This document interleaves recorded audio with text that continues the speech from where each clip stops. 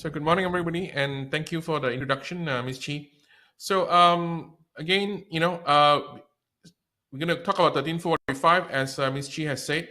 Very short time for such a big topic. All right. So I guess we'll be using the time, to introduce the concepts of 1345 and how all it comes together. And I hope I will have, the opportunity to address, the salient points for beginners and also practitioners of QMS alike. All right. You can see on this slide a very, very general agenda for our discussion today, for our short discussion today. So basically, the narrative that we're going to have will center around the 1345 clauses, okay, and how they interrelate and intermingle, okay, to cobble together this very important concept of a QMS for your industry. All right. We hope that you will have a lot of questions. All right. Because this indicates, your involvement, your engagement with the requirements, and the more questions you have, the more opportunity we can have to clear doubts and misgivings alike. So feel free to ask any question that you have at that point of the seminar. And as Mrs. Chi has already announced, I believe you can either ask directly if something is grinding you, in the course of the discussion, or you can also make use of the chat window as she has described by, typing the text into the column that she has indicated. All right. Okay. With that, I guess we go to our first slide. Okay. General introduction to what is 1345. So 1345 can best be described as a QMS model. Some practitioners like to see it as a set of requirements. I do think it should be seen as a framework of requirements. That means a little more than a set, because as we say in English, the sum is more than the individual parts added together, or as we say in English, the whole is bigger than the sum of the parts. It's when all these requirements come together and they are complied with that the QMS comes alive within the medical device sector. And I'm using the word sector now instead of industry, because the medical device industry is but a small part, if you would, of the medical device life cycle. All right. The medical device life cycle consists of people including designers, manufacturers, service providers, distributors, installers, repairers. So there are numerous stakeholders along this life cycle.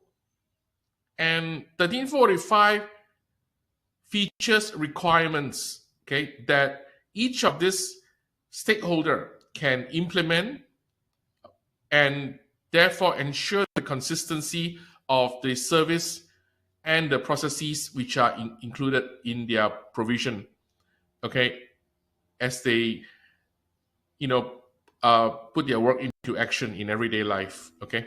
All right, once again, medical device sector. If you look at a model right now, folks, we have 4 components, starting from the top: management responsibility, okay?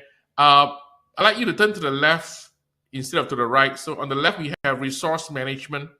I ask you to go to the left, and we have to do this narratively because I just realized that there's no arrows in my lines over there. So management responsibility should lead anti-clockwise to resource management. And resource management should go on to contribute towards control of production and service provision, okay? And this goes back up again in the anti-clockwise fashion to measuring, analysis, and improvement, all right? So what exactly is 1345? In the course of this discussion, you will know that 1345 is a set of requirements which are embedded in each of these categories, if you would, submodules, if you would, or simply components of the model. Okay, that when they all come together in such a way that when they all come together, the system comes alive. All right. On this slide, we look at a bit of a narrative. This is the opinion of the TC 210 working group. Okay, and you can see this statement when the ISO standard 23485 comes up. So yes, there is going to be an ISO TS 23485. You might find it a bit ironic because, even before we finish discussing 13485, I'm already introducing shall we say, the daughter document. Okay, so ISO 23485, just to keep you guys updated, will be a TS, which stands for technical specification. So it's not a standard by itself, but it's a document that will be used to provide guidance for 13485. Okay, you notice that in the last paragraph, I've put a question mark next to the word year because we don't really know when it will be published, but very likely early 2026. All right, but that's not why we are here. The reason I'm showing this is because I want to use the opening paragraph in 23485 to somehow provide a very, very good introduction to 13485. Okay, and I think this will benefit you regardless of what stakeholder you are within the life cycle model. All right, so I will paraphrase what the TC210 working group has mentioned. A QMS complying with ISO 13485 is a documented set of interrelated processes, including any forms or templates that establish, implement, and maintain the provisions outlined in the requirements of the standard, with the aim of meeting customer and applicable regulatory requirements for businesses operating in the medical device sector. And I've taken the liberty to highlight the words interrelated processes. You need to contrast this concept with standalone processes. Okay, so once again, like we have seen in the previous slide, the model comes together when you allow the processes to interrelate within the submodules. Okay, so what are the four modules again? The four submodules are management, resource management, production and service provision, and measuring, analysis, and improvement. In the concluding part of our discussion today, we will see how these requirements come together to become a collective agent of change within your quality management system, which will allow you to ensure or otherwise maintain the effectiveness of your processes. All right?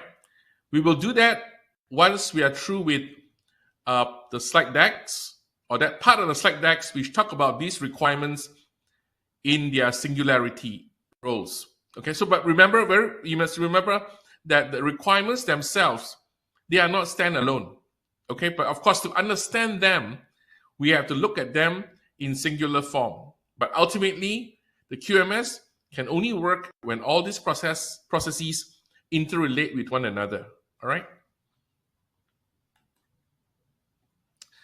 ISO 1345 also specifies a risk-based approach. So as the system becomes implemented, as the system takes shape and takes form, the manufacturer has to make decisions. Every stakeholder, for that matter, has to make decisions when they comply with 13445. And 13445 requires what we call a risk-based approach to be used when making these decisions.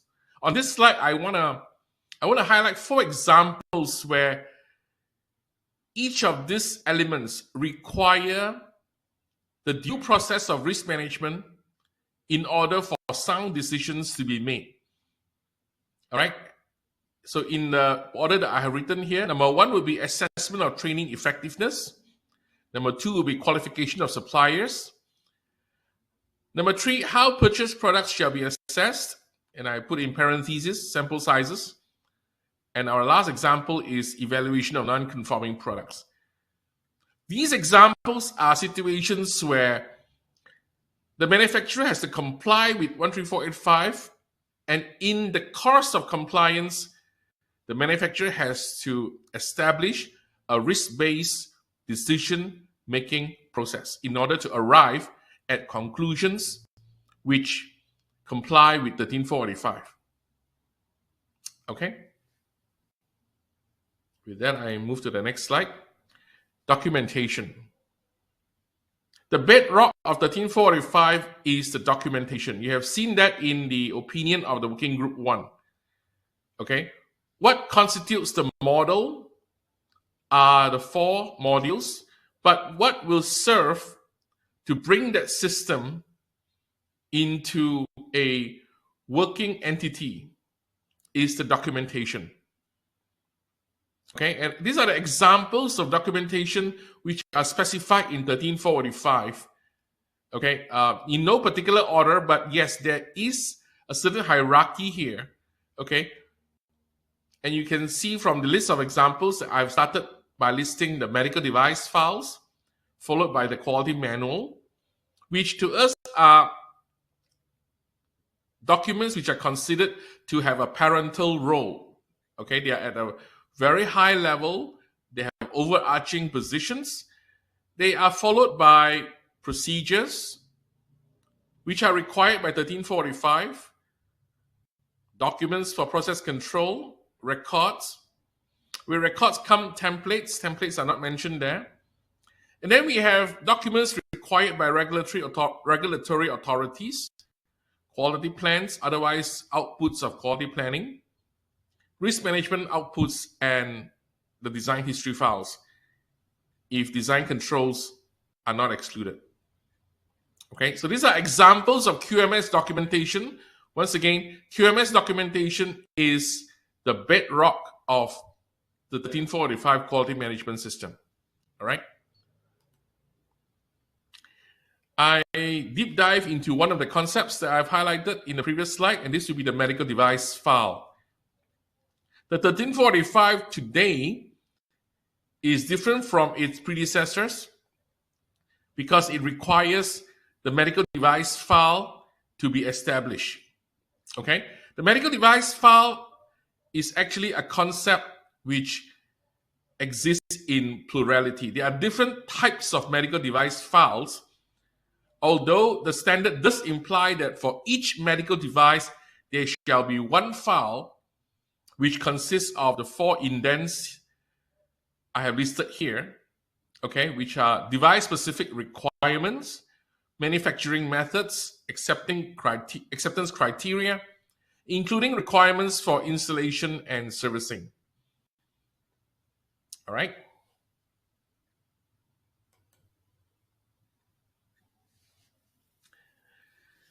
Another slide to understand how 1345 imposes the requirements for documentation. The reader of 1345 is advised to look at, how the 1345 forwards or otherwise propagates that requirements, those requirements that say that you must establish a documentation or a specific documentation. Okay. For example, in the standard, you can see 1345 specifically using text such as the manufacturer shall establish procedures, okay, to the effect, or the organization shall establish procedures, or procedures shall be established, requirements for certain requirements for certain activities shall be established. And once in a while, you see the word arrangements being used in the standard. Okay, so whenever you see words like these, and also other expressions of requirement, big chance is you are going to have to establish a document to reflect compliance to that particular requirement. What shall that document say? I've put some examples here, again taken from the opinion of Working Group 1. What is required to be done? By whom? When? Where? How is it to be done? What material and documents are to be used? How an activity is to be monitored and measured? And what records are required? All right. With that, we look at how the 1345 imposes the requirements on control of QMS documentation. Okay, so the requirements for QMS documentation control will include controls such as approvals or reapprovals, prevention of use of obsolete copies, and how obsolete copies shall be retained and for how long. Apart from this, 1345 also specifies how you must identify the the documents of external origin which are used in your organization, and where they are located. 13485 also has requirements relating to records. And these includes controls such as identification, storage, and prevention of deterioration of loss. You remember that from the process model we discussed earlier on, at the top of the framework is the module of management responsibility. And when you deep dive into 13485, you realize that management responsibility is not a singular requirement, but it is divided across 6 sub-requirements, starting from commitment, moving on to quality policy, down to quality objectives, organizational structure, followed by QMR, quality management representatives, and the management reviews. All right?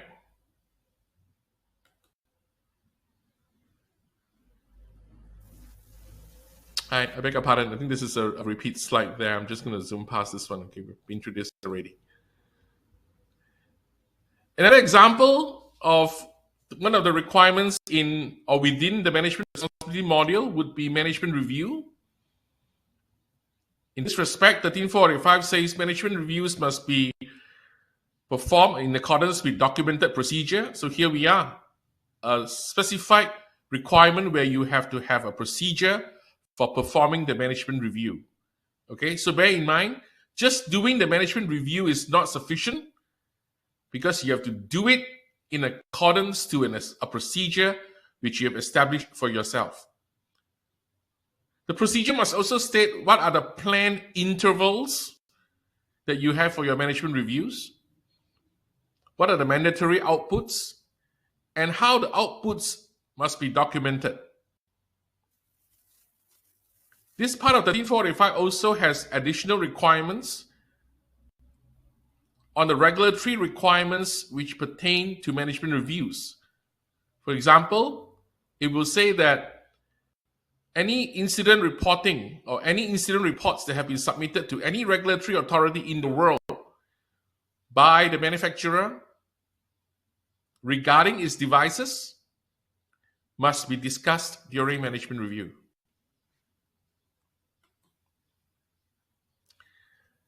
There's a very close connection between management review and risk management, and I would like to take the opportunity to discuss that interface here.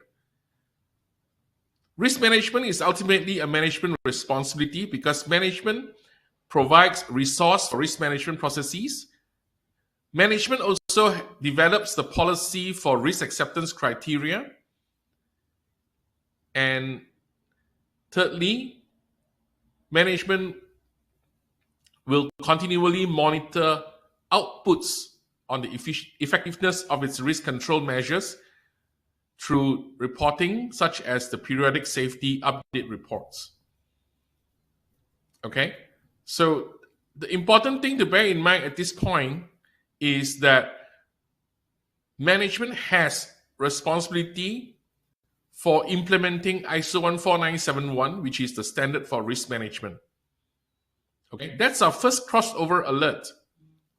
There's going to be more crossover alerts. There are more crossover alerts that I would like you to be conscious about. And you can see that at the bottom part of the slide.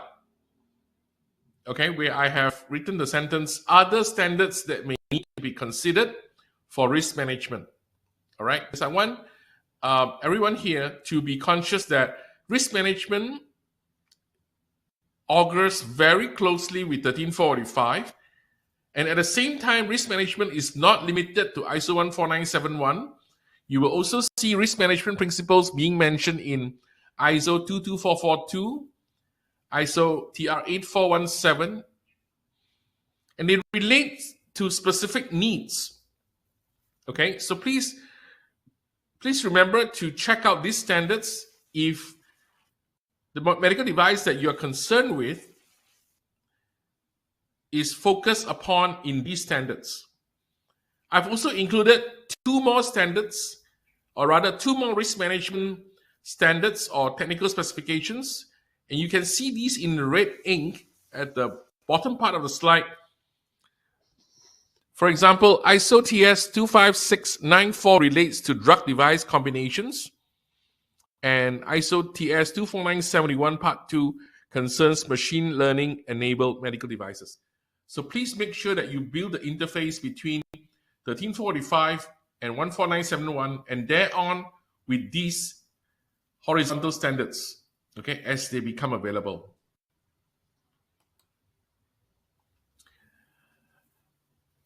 Still on risk management and how it cobbles into the 1345 QMS, risk management processes, according to 14971, consists of hazardous situations identification, risk estimation, risk evaluation, and risk control.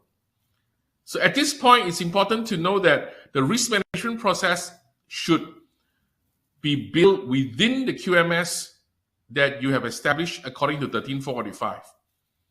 There is no need to establish a separate system for doing risk management because the 1345 QMS can serve as an overarching system. What is important is you make sure that all these processes that are mentioned in 1345 and 14971, they coexist. And do not forget that there are other standards which pertain to risk management, as we have seen in the previous slide. In this table below, you can see a very, very general example on how hazardous situations are identified, and this will enable the following processes to be implemented, including risk estimation and risk evaluation, where you determine the acceptability of what you're doing to control the hazardous situation, or rather the risk related to the hazardous situation which you have identified.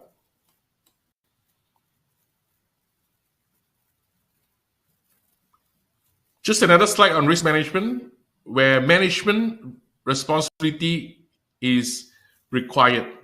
Okay, so the reason why we branch off to risk management here is because ultimately risk management and quality management interfaces very intimately with one another.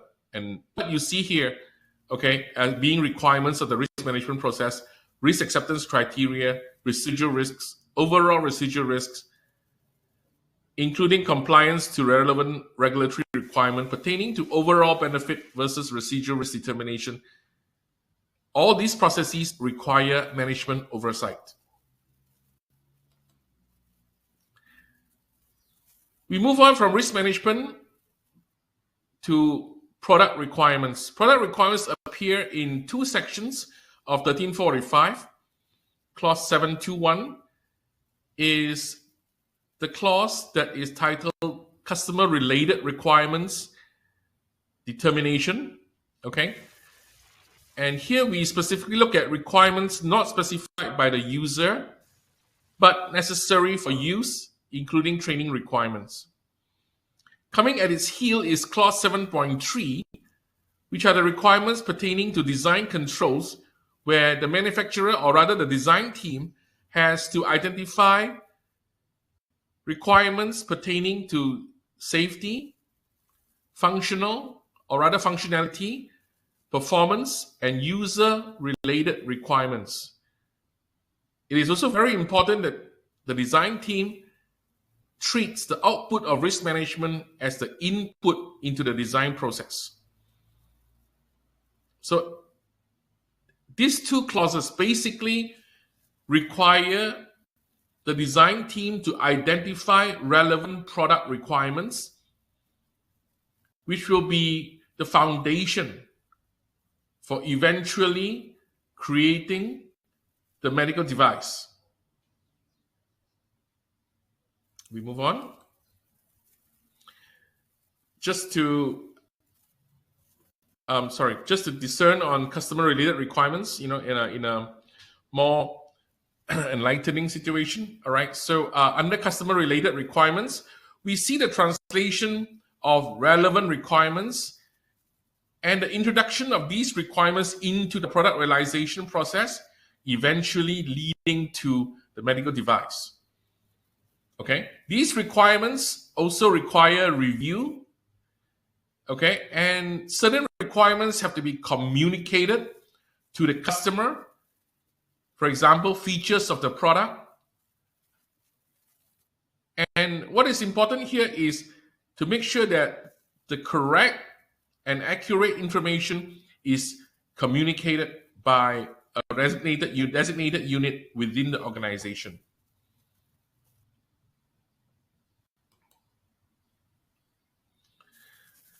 And this is very closely related to design controls, clause 7.3. Once again, we are talking about the same key responsibility of translating relevant requirements into the medical device. But this time, under clause 7.3, the requirements are more exacting. They are more specific, there's more details, and it's more exacting, as I mentioned just now. Okay? Clause 7.3, some of you may already know, may be excluded if permitted by regulatory requirements. Typically, for low-risk products, clause 7.3 may be excluded as an option, whereas for high-risk products, this clause is typically mandatory, as specified by the regulatory authorities, where the medical device is sold. All right? Now, it's difficult at this point, without knowing what regulations are involved, it's difficult at this time to immediately say whether you can exclude or include design. For those of you who cannot exclude design, I beg your pardon, for those of you who cannot exclude design, then you will know that 1345 talks about design input, followed by the various stages where you control the design, including design verification and validation, and eventual transfer of the design. And then also we have the controls known as the design change controls, where you make sure that changes are not made without following documented procedures of the organization. Design validation. Remember that design validation is one of the stages required for design controls. And basically, this is the section where a manufacturer must subject the device to a verification and validation phase where you confirm that the device or the design device meets the intended application. Okay, and you must be clear that this is different from design verification. I apologize if I did not make it clear that design verification and design validation are not the same. Design validation includes clinical evaluation for non-IVDs and performance evaluation for the IVDs. So basically, design validation intends to confirm that patient outcomes for safety and performance are met for the non-IVDs, and for the IVDs, the idea of design validation is to confirm that test accuracy and other performance factors are complied with, okay, for the device that has been designed.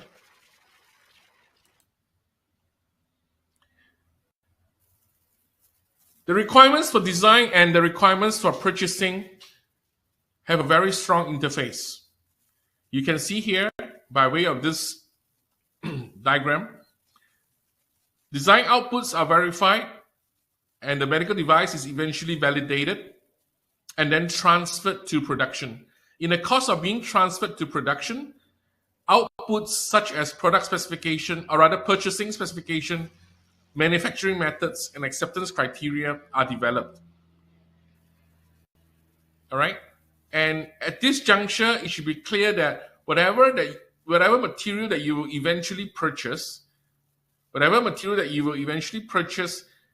is actually the output from the design team who has successfully verified and validated the design, and thereby the purchasing material itself or themselves are deemed to be acceptable.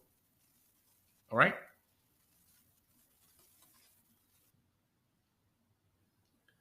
Now to look at purchasing proper, which is clause 7.4 of 1345.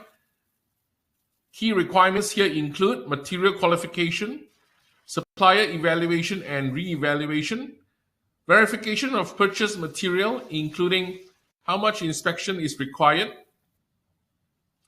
And what if the supplier makes changes to the purchased material? Okay, so once again, on this slide, we see 4 examples of what requires control with respect to purchasing activities. All right, so just to illustrate the case, when you make a change to the product, or rather, when the supplier makes a change to the product, then it's important for the manufacturer to know that this may have an effect on design verification, validation, as we have just mentioned. It will also affect customer requirements, and also it may require process validation. All right.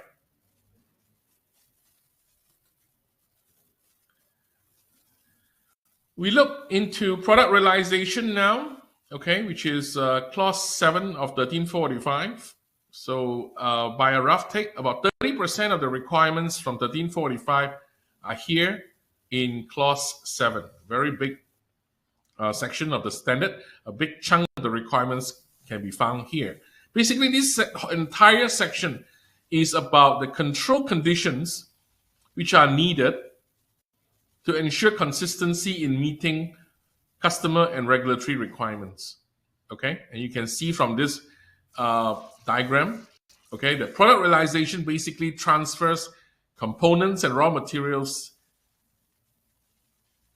into the medical device, all right, through various processes, each of which will contribute towards the ability of the device to meet specified requirements. What are examples of control conditions? Here I have listed 3. They include manufacturing, cleanliness, installation, and servicing. These requirements can be found in clause 7.5 of 1345.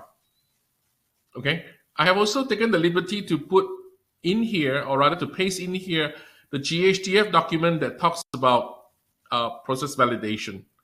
Okay, so the whole idea of process control, you can see from the diagram that's titled Transmission of Variation, which again I adapted from the GHDF document, is about how you control your process, okay, in such a way that it will ensure that the process output remains within the window of tolerance. You can see that on the diagram on the right-hand side, where the y-axis is titled output and the x-axis is titled input. So the input parameters will vary, using by way of a Gaussian curve. You can see that, and when it varies, it will affect the output of the product. The idea is to map the variation on a one-to-one basis, if possible, between input and outputs. All right, please refer to this document in your work concerning process control and process validation. It will be very gainful. Other control conditions include infrastructure calibration, again, process validation, and sterilization validation. Okay, again, I've listed this document here because now, instead of looking at process control requirements, what is important for us to look at is this decision-making flow chart, which is embedded within the GHDF document, which talks about how decisions on whether to validate processes are made or must be made. We come back to the process model as a whole. So now we see that the 4 modules come together: management, resource, process, and the feedback modules. I've changed the titles a little bit, but this is very similar to the circular diagram that we had at the beginning of the training. Okay, management makes decisions that affect the resource module. The resource module contributes towards how well processes are managed, controlled. And what is very important here is there is a feedback mechanism or machination where feedback information concerning processes, products, customer complaints, supplier performance are collected, collated, reviewed, and they are appraised to see whether the product has continually met requirements as the transformation from input to output takes place.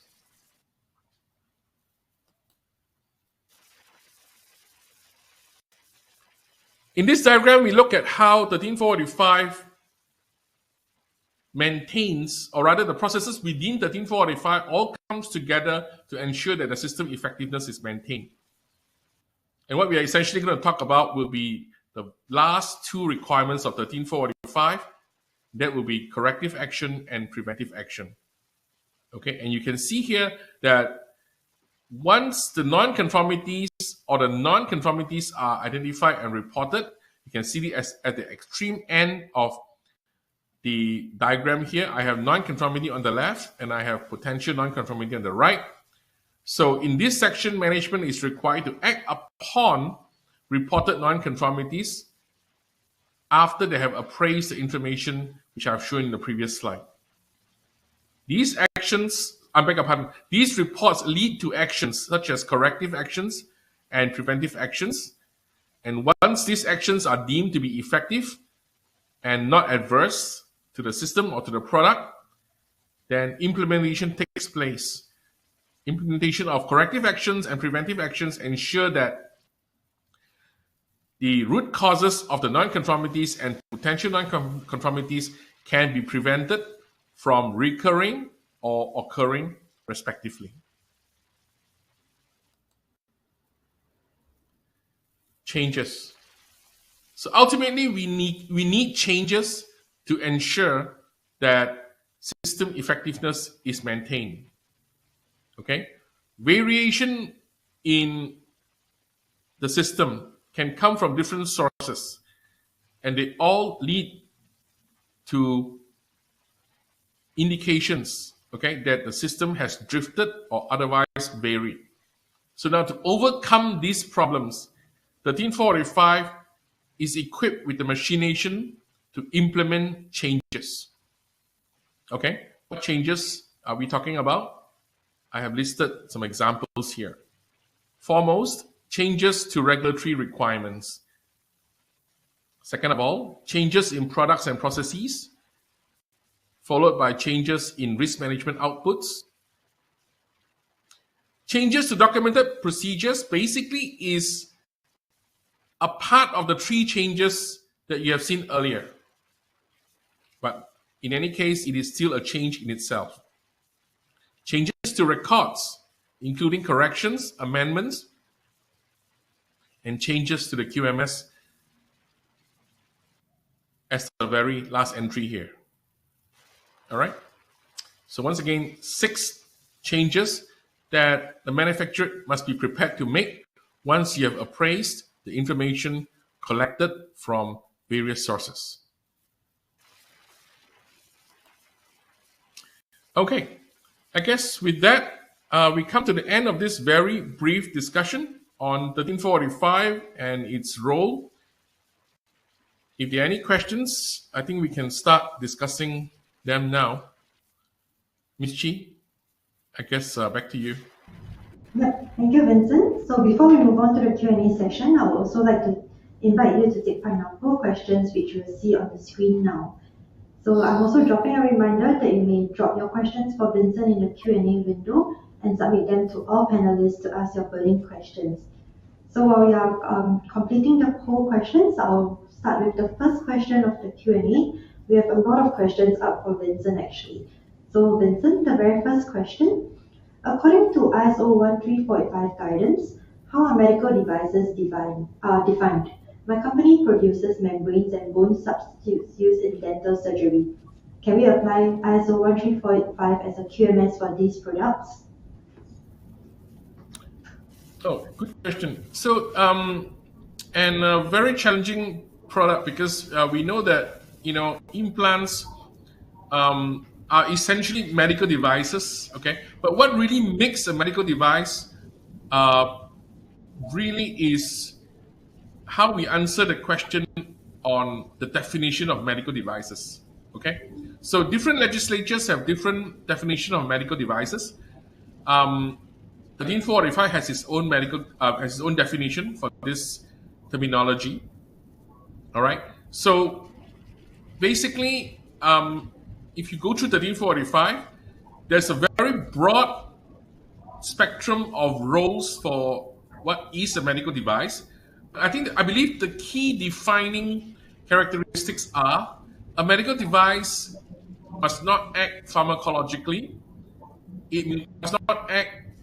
It must also not act through immunological or metabolic means. So basically, the medical device is not a drug. The medical device is not a vaccine. All right. And these are very broad characteristics which define the concept of medical devices. Okay, but we do know that medical devices can be combined with drugs. Okay, if the drug's role is to enhance the performance of the device, then the entity that you have on hand remains as a medical device, but it is combined with a drug. So we call this a combination device. All right. So to answer the question in a more direct way, I like to say, as long as your device falls within the definition of a medical device in the legislature that you're addressing, then 1345 is required for your quality management system. Okay, the next question. This is a hot topic question that everybody is asking as well. What is the key difference between ISO 9001, 9001 if I'm not, 9001 and ISO 13485? Okay. So I guess in a straightforward way, okay, the two requirements would be continual improvement and customer satisfaction. Okay, this is the textbook way of answering this question. All right, the two requirements in ISO 9001 that we don't have in 1345 would be, as I mentioned just now, the requirement for continual improvement and the requirement for customer satisfaction. Okay. But at this juncture, I think it's important to express the opinion of some of my colleagues. Okay. We tend to say that 1345 does not require these two requirements to be fulfilled. At the same time, we know that as a business entity, it's very unusual that you can progress or you can prosper without paying attention to these two requirements. So we have to pay attention to the fact that you don't need to comply with these two requirements, which are in ISO 9001, but you have to strongly consider adopting ISO 9001, because without fulfilling these two requirements, we think it's almost unlikely that you'll be able to outdo competitors who impose, or rather who implement these two requirements, okay, or who fulfill these two requirements rather. There are more technical differences between the two standards. For example, ISO 9001 is written in what we call the high-level structure. 1345 is not written in the high-level structure for a lot of reasons.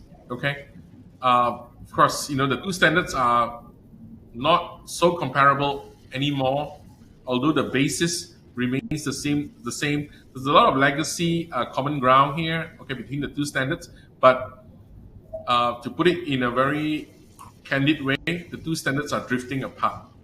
All right, as we speak. Okay. Next question. Our product is electrically tested by accredited lab for its IEC 60601. Is this considered as a design verification or design validation? Okay, so my candid answer is design verification. Okay, my straight and candid answer is design verification, because design verification concerns making sure that the product meets requirements. All right, design verification doesn't necessarily prove that the product meets the intended use. Okay, to determine whether a product meets intended use, or rather more accurately, to determine whether a medical device meets the intended use or intended application, is the phase where you have to directly engage the user or the patient. And this can be done in a variety of ways. Okay. But laboratory testing essentially is not about proving that you meet intended use, is to prove that you meet defined product requirements. So the answer is design verification. Okay, there's a lot of questions coming in actually.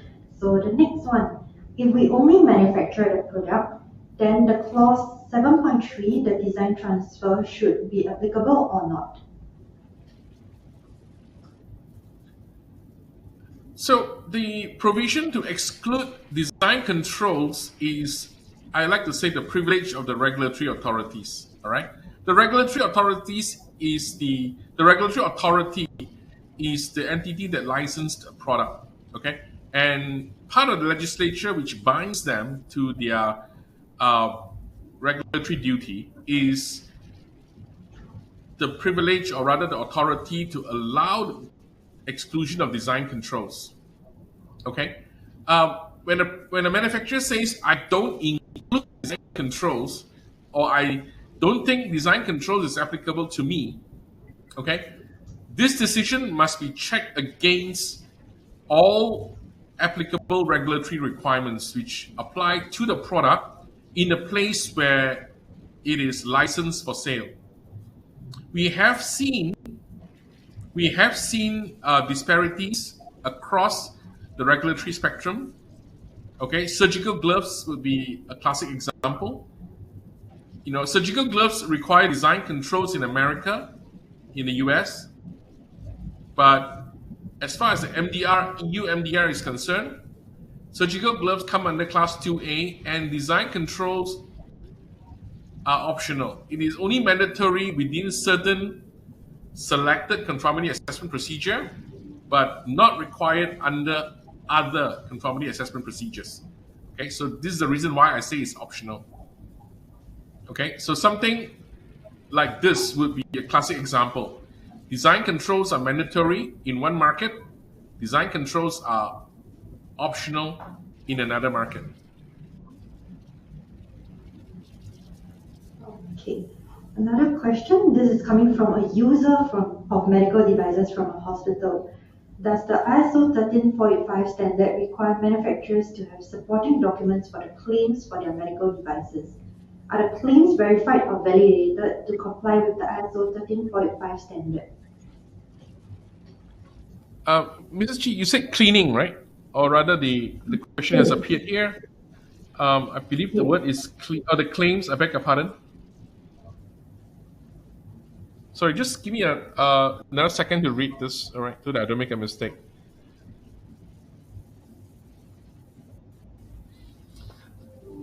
Okay, so when somebody says product claims, I take this to mean whether you can fulfill the promises made by the legal manufacturer. So every time a legal manufacturer brings a medical device to the market, okay, you are bringing a promise to the user. You're bringing a promise to the patient. Okay, you're promising that the device can deliver on certain benefits, can deliver on certain performance standards, and you'll be able to see these through patient outcomes. Okay, at a clinical level. Okay, that means use my device, and the attending physician or the surgeon or the clinician at large will be able to see demonstrated patient outcomes, like, for example, faster healing times, or lowering of blood pressure. Can be anything and everything to do with what claims that come associated with the medical device. Okay, so these claims are confirmed through clinical investigations. Okay, these claims can only be proven through studies which are done by the manufacturer, or done by other scientists, or done by other clinicians, and reported in journals which will be yielded through clinical evaluations. Now, I say this across the board for all medical devices. Of course, if you're dealing with products which have very straightforward claims, and for some reason we always use the example of a tongue depressor. Okay, so these claims will not necessarily require a clinical trial to substantiate. There will be other simpler and less comprehensive means to substantiate these claims. But to answer your question directly, the manufacturer must prove the claims are fulfilled. The manufacturer must prove that performance standards which are promised are met at the design validation level. Is that good enough? Okay. Moving on to the next question then. Is it mandatory to perform clinical evaluation for all non-IVD medical device if the company include clause 7.3 of 13.5? Okay, it's a tricky question. All right. So clinical evaluation is a regulatory call. Clinical evaluation is a regulatory requirement. Okay, the EU MDR requires clinical evaluation for all types of medical devices. Okay, so what happens now is if the regulatory requirement for clinical evaluation prevails, then that requirement comes under clause 7.3 under that section for design validation. Because clinical evaluation for a medical device, I beg your pardon, design validation for a medical device is largely the clinical evaluation part of it. Okay, so whether or not you need to do clinical evaluation is not the call of 1345. Whether or not a manufacturer has to do clinical evaluation is a requirement from the regulatory authorities.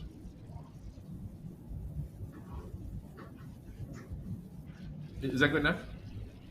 Okay. Let me see. Okay, another question. If my firm does not perform design and development phase because we receive technical transfer from other firm, can we skip all clause related to design in 1345 audit scope? So as long as the regulatory requirements for that device does not allow the legal manufacturer to exclude design and development or design controls, then design controls must always be seen to be complied with. There must be a design team and their outputs must be controlled through 1345. Of course, I don't mean just the required design output, there will be other requirements. So in other words, the design activities come within control of 1345 as long as there's no justification to exclude this part of the standard. I understand that in various enterprise models, designs can be bought, designs can be sold, designs can be transferred from one entity to another. Okay, it does not take away the regulators' privilege to impose design controls for that device. Okay, whether or not you need design controls for that device is a question that relates to the risk class, or rather the risk of the device that is under assessment. Okay. I think we still have time to do about 3 more questions. Next one, if you are a medical device distributor and importer only, does the ISO 1345 design controls and validation clause still apply? Or do we just follow the manufacturer's data on this? So, a distributor can take on many roles. So I'll answer this question very, very carefully. All right. A distributor can be someone who, I like to use the word merely because I want to illustrate the case, merely, perpetuates the availability of the medical device. But a distributor can also be someone who does installation and servicing and secondary packaging of a device. Okay?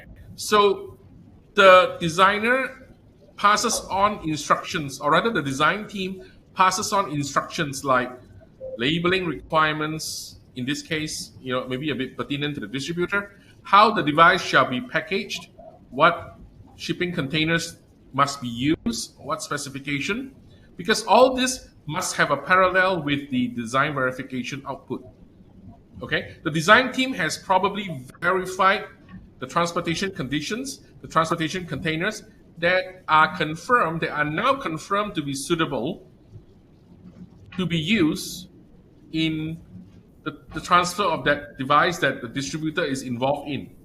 Okay, for example, in this case, shipping containers, because the distributor is doing secondary packaging. So you at the tail end, you need procedures which at one time was the design output. So the distributor should inherit this documentation. Okay, and of course, there's also documentation relating to how you do repairs, how you do installation. All right. Okay, we can move to about one more question. Let's see. In case the target market is US, is it possible or not if we just have the FDA certificate and there is no ISO 1345 certificate? I'm sorry, Mrs. Chika, would you mind posting the question on the chat in the chat room? Yeah. In case the target market is United States. So I think I need to ask you to be careful here. Okay. First of all, we're not aware that the FDA issues any certificate. Okay. That is something that we all have to be conscious about. The FDA approves products based on various machination of their legislature. The most common one being the 510K. I'm sure most of you have heard of it. All right. Or another one would be the pre-market approval for the higher risk devices. Okay. So FDA will require devices to be approved via these two mechanisms, okay, or any mechanism that they have derived through their legislature. All right. So the 13485 alone will not be sufficient for you to register a product in the States, okay, because it cannot take the place of a 510K or a pre-market approval. But this brings us to the topic of a quality management system. Okay, FDA, like all regulators in the world for medical devices, imposes a requirements on the QMS, or in their case, it's called the QMSR now. Okay, which was issued as a final rule last year. Okay, so technically speaking, FDA auditors or investigators perform the on-site audits against the QMSR. However, all of you are probably aware of the MDSAP scheme, okay, where a manufacturer can issue submit an MDSAP audit report to the FDA, which resulted from an audit performed by an auditing organization. All right. So the 13485 is not sufficient. What we need is the MDSAP report. At this time, I'm told that FDA continues to recognize the MDSAP report. Unlikely that this will change, but of course, this will be the FDA's prerogative, okay, rather than mine. And again, the FDA certificate is not something that I'm familiar with. Okay, to sell a product in America, you have to reach out to the FDA. You have to apply for what is called a 510K or pre-market approval, depending on the risk class of the device.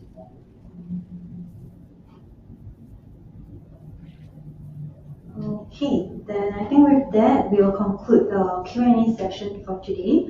So thank you everyone, and Vincent especially, for your time. Due to time constraint, we are unable to take on more questions for the day. So if you have any questions that were not picked up during the Q&A session, we will reach out to you accordingly via email. So before I end today's session, may I also invite all of you to take part in the final 4 questions which you have already seen on your screen now. So once again, thank you for all your time spent with us this morning. Tufsuit can support you on your journey towards the numerous medical testing and certification services that we offer. You may visit our website to find out more about our services. So with this, we have come to the end of this webinar, and I'm sure that this webinar was effective and helpful and relevant for all of you. Do visit our website to get the latest news and updates for our upcoming events and webinars. Thank you once again for your time, and have a great day ahead.